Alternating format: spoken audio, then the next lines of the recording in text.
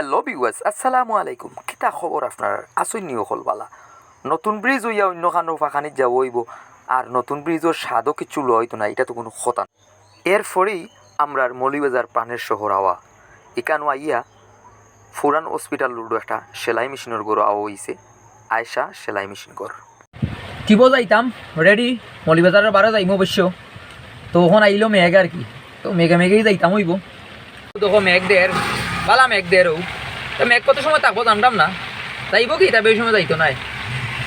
এই দেখো আমরা SMS পরিবহনের গাড়ি যার সড়ক পথে বিমানের চোয়া। মুষলধারে বৃষ্টি ওর, আর ইটা বৃষ্টির মাঝে ঘুমাইতে বড় বালা লাগে, তবে যারা খামর মানুষ তারা ঘুমাইতে পারতা নাই। এরপরে একটা ওয়ার্কশপও বইলাম, মুশন করিয়া বইলাম কিছু রেস্ট নিমু। আমরা ইমনে জব করই ন হ্যাঁ ওখানো আছে, কই তার লগে দেখা করিলাই গালাত যখন গেলাম ও আর কি। তারপরে কুসুমবাগ বিসমিল্লা উঠে লই এক কাপ গরম গরম চা খাইলাম।